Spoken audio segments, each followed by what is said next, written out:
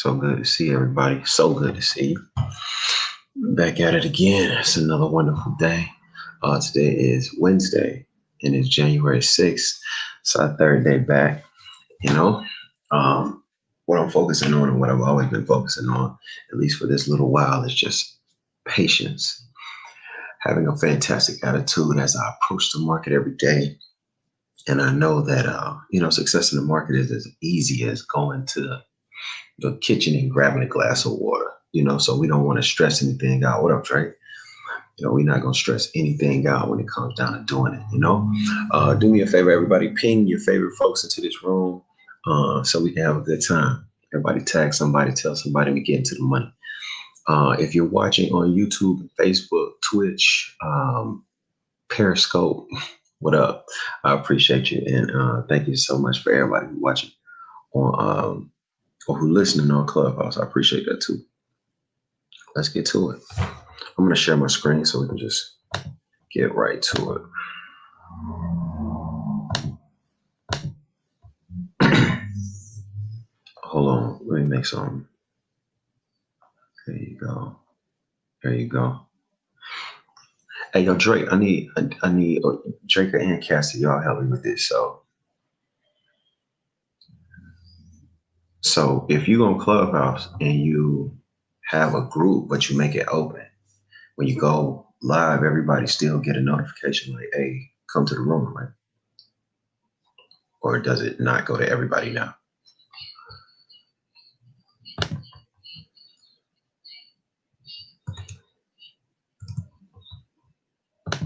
Okay.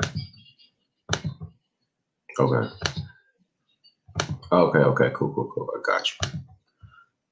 I got you. As you can see, I'm trying, I guess, call myself trying something different. I started it with the group today. I don't know if that's like cool or if is that best practice or not best practice?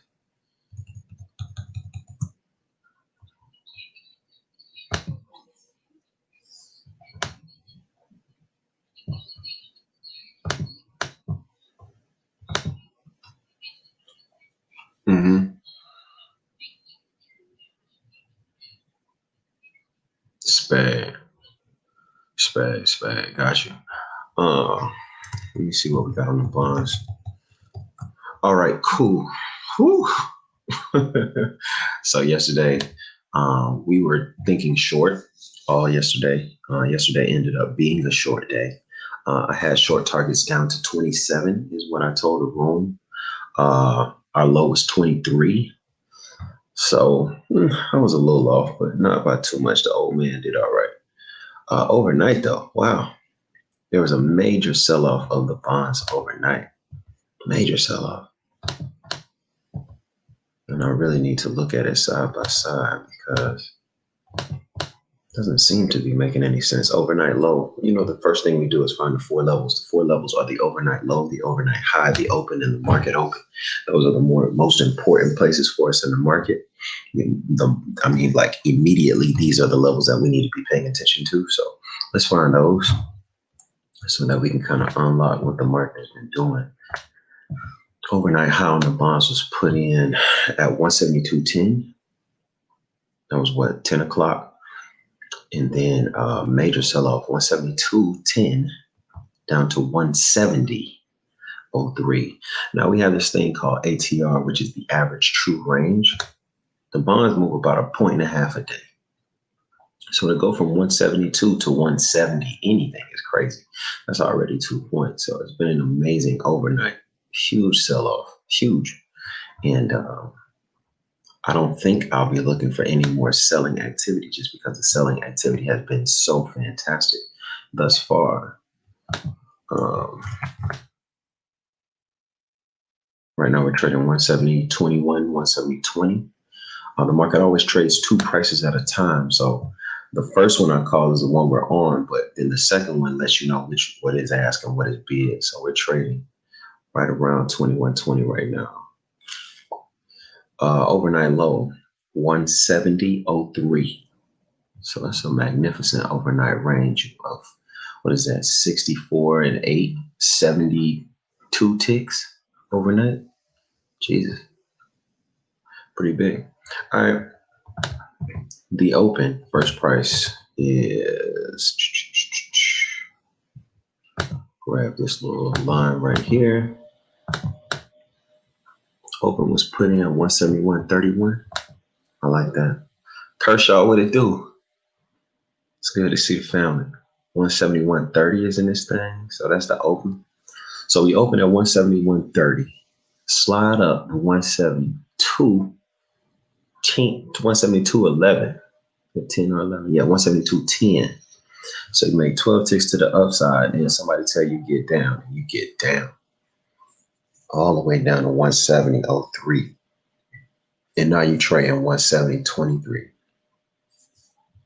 It did it in good fashion, though. You see no gaps in the market on the way down. One little one. 31.02. That don't bother me. What the song used to say, shoe fly, don't bother me. That don't bother me. 170.31 to 171.02. I'll mark it, but to move all those ticks and not leave gaps, I think we had a team effort on this one. Fantastic market movement for the sellers. Fantastic consensus. Good morning. Good morning. Good morning. All charts. All right. Good buyer action now that we're in. Also, y'all don't forget, like, any questions that you have, you can raise hands. I don't know how you make it. Cassie, how you make sure everybody can raise a hand if they want to? Oh, yeah.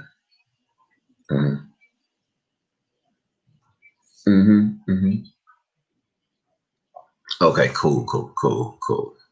If you have any questions while I'm talking, you just ask a question. I don't mind stopping and explaining anything. 170.12 to 170.15. We also have another gap there. So there's some small little activity, but for the most part, we did a great job building consensus on the way down. Sellers did a good job. I'm interested to see if there was any news announcement overnight that dramatically created this drop. As you know, the bonds and the indexes have an inverse relationship. So I'm wondering what happened to make the bonds fall in such a way. I know I didn't do it. Yeah, for sure. Y'all, yeah, open up. Do what you do. What time is it? It's 17?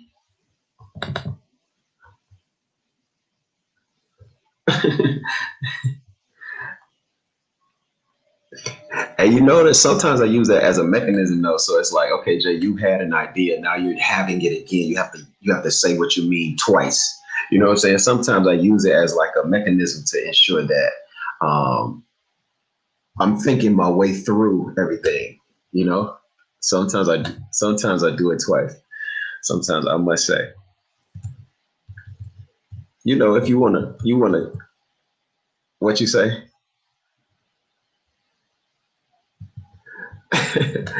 That's true. No need to second guess yourself. As traders, we do it so often. You saw me, I called 14, didn't jump in short sale 10. You saw that? Happened just as clean as day. I called the seller 14 on the ES 40 minutes before it happened. We got to 14. I was like, hit sell by the time we got to 10. Made, I don't know, $800-900, but I left 400 on the table because of indecision. I tell you, Drake, the new place that I'm trying to study is the space between what we know and what we do. That's it. That's the space I'm trying to conquer now. I have those videos on YouTube, 2 mountains every trader must climb. I have the videos in the Teachable in the course of Trader Lifespan. And we always talk about the journey every trader has got to take. But I find myself where I am, and I don't think that I'm like some sort of dude that arrived or anything like that, but I find myself considering the fact that there is still a valley or a gap or a bridge, or there's a space between what I know and what I do oftentimes. And that space, I need to like close that space in my entire life. If I know to do better, I should do better at everything that I'm doing in life. You know what I'm saying? So I'm trying to work on that. Trying to work on that. I've been. Oh yeah. We on Kristen in the building. What up, Kristen? Everybody in here. I want to make sure that I take a good look at the ES before I close things down. But the bully's in the building.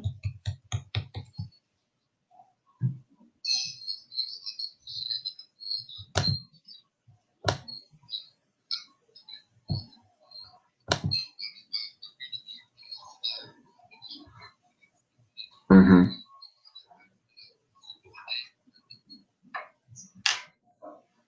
Is was saying that they were going to continue quantitative easing. They don't know if they had enough money for that in so many words. So I don't know what kind of impact that'll have on the market today, and also with what's going on in Georgia. So, who said that? Say that one more time for me, bro. There was a news article. It could have been in CNBC. I got a couple of I got a couple alerts that I gave NBC, Wall Street Journal. Mm-hmm. But they were talking about they're not sure if they're going to continue doing quantitative easing. Oh wow! Okay. Yeah. The market is people. It's people and their beliefs. So when things happen, if things get announced, bro, you could be right on top of what is causing it. What you have to fundamentally do is kind of like think through, what does that mean for your particular instrument that you trade? If the US says, all right, we just been putting it on the credit card. We've been putting it on the credit card. We've been putting it on the credit card for years now. And then all of a sudden, hey, we're not putting it on the credit card no more. Because that's what quantitative easing is, basically. It's kind of like kicking debt down the street until someone else has to deal with it. And using a credit card is essentially borrowing from your future self. Like, I can swipe my credit card today because my future self will pay me back for it. What does that mean to the treasury bonds? What does that mean to the value or the good faith and trust of the United States of America's ability to pay back its debts? You see what I'm saying? Yeah, that could be something. That could be something. Let's look at news, and then we'll. Question for the stage, real quick, Jay. Hey, welcome, Tiffany. I invited three people, but I'm going to refresh, and I don't see them on stage. Y'all see the 3 people that we accepted to speak? Nah, I don't see. I just see us and Kenny. Okay. So Aurelius and Rashida, if y'all would, I don't know if the app is doing its own thing today, but please do re-raise your hand, and we'll try to get you up here. That's love. Jay. Nah, that's love. Get back in the audience. That's the only statement I have to make. Okay, appreciate you, Kim. Much love. Everybody, let's check the news before we break out. This is such a good morning. I'm so happy. It is a fantastic morning. It is fantastic. How y'all doing? You know us, just trying to get to the money again. My new thing is, we got to make getting to the money as easy as going to the kitchen, getting a glass of water. It ain't no hard thing to do. Just you wake up and you do it. PharmC Minutes out today at 2 p.m. Any cool announcements? Their final service is PMI at 9:45. Factory orders at 10. We have crude oil inventories at 10:30. We'll be out of the room at that time. 2 o'clock, we have PharmC Minutes. So if you're trading this afternoon, be careful at 2. Things can go crazy. Like, no joke. Trying to stay away from minutes. Today's Wednesday, January 6th. We have NBA mortgages that came out already. ADP employment was 815. So we have a PMI composite and factory orders at 10, petroleum at 10:30. So 9:45, 10, and 10:30 are our announcements today. And I think the 10:30 one should rock the house. And even though the bonds dropped dramatically, the ES did not rise overnight. So there is some resetting, I believe. Resetting. Looks good, though. Overnight high on the ES, 37.34.75. That was put in the morning. We've had 2 tests of this 36.85 level at the bottom, and both times it showed itself to be pretty good support.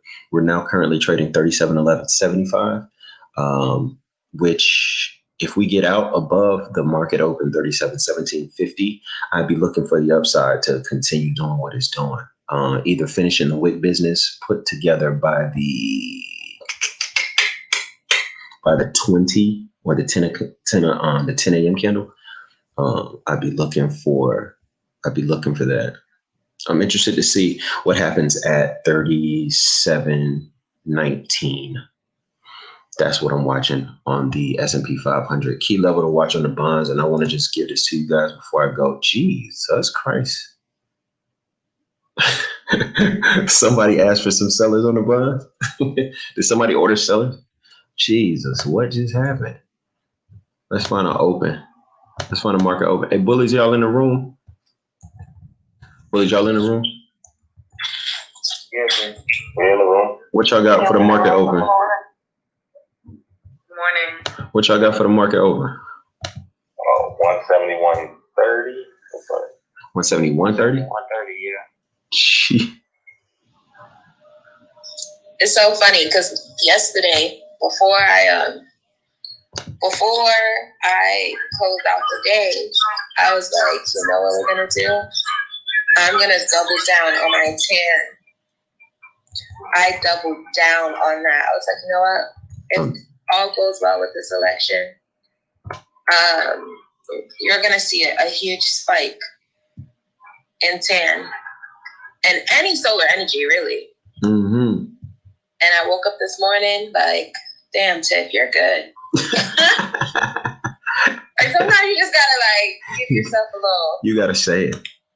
Yeah, like damn, like you know what the fuck you're talking about. Excuse my mouth, Christmas early in the morning, but it was beautiful to see. I want to do a whole room about just renewable energy stocks and why in 2021 everyone should have at least a good solar energy ETF or a good company in their portfolio. It's so important. And there's a lot of potential long-term gain for you guys that like to hold companies for 2+ years, 3+ years. You should be looking into some good solar energy stocks, like no brainer. Right. What are some of your favorites? Honestly, I do the whole damn ETF. Okay. I do tan. Just give me the whole thing. I want it all. I want piece of everything. Nice. So the tan ETF is one of my favorites. I always tell all my students to get it. And the good thing about tan is it literally has a little bit of everything. But if we were not going to do tan and I had to just pick a company, I would say I like Solar Edge. Solar Edge is good. I like SunPower. That's good as well. Okay. Enphase Energy is good as well. The whole damn ETF, just to break it down. So we have Enphase Energy, Solar Edge, First Solar, Jinso Solar, Sunrun, which did crazy shit last year. SunPower. There's just so much. So I highly recommend it. Also, yesterday, for people that like to do catalyst plays and momentum plays, if you look at CBC and what's happening over there this morning too, beautiful to see. It's a beautiful sight. So it's very, very happy. So yeah, guys, I'm gonna do a breakdown. I literally been working on it for a while, really, but I'm gonna like give you guys what I have sometime this week about solar energy and why you should be looking into it. It's so important. Nice. And before you finish this question, are you doing those as options, buying them outright? What are you doing with them, or everything?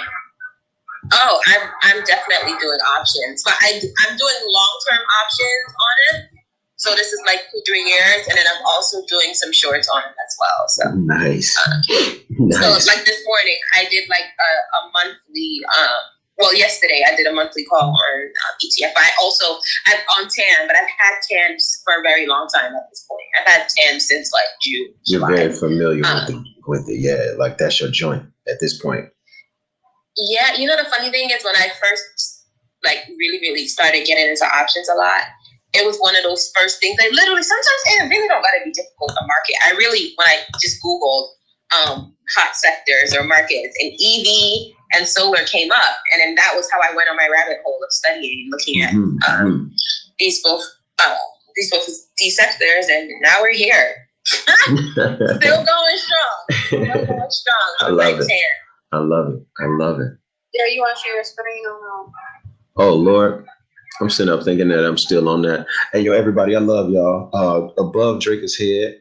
Hey, I get this. Hey, Cassie, check me out. I get this from Isis. Check it out. Above Drinker's Head, you see Building Money Machines. Just tap on that. You know what I'm saying? How's that? Am I doing good, Cassie? So above, there's a group. The group is called Building Money Machines.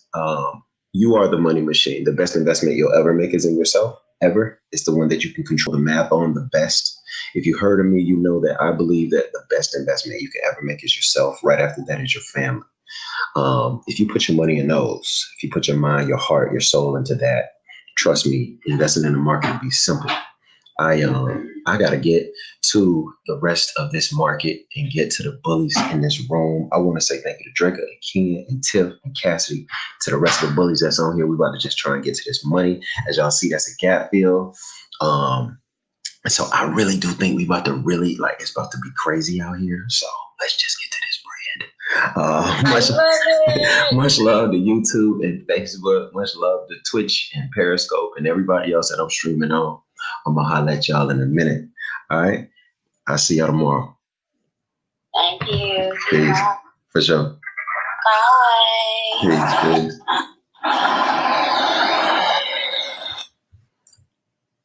Let me go over here. And go right here. And much love, everybody. I appreciate y'all. Let me stop the screen share. If I leave it with any thought, the thought is this: you can do this. It is not impossible. It's very doable. And you can do it. All right. Much love.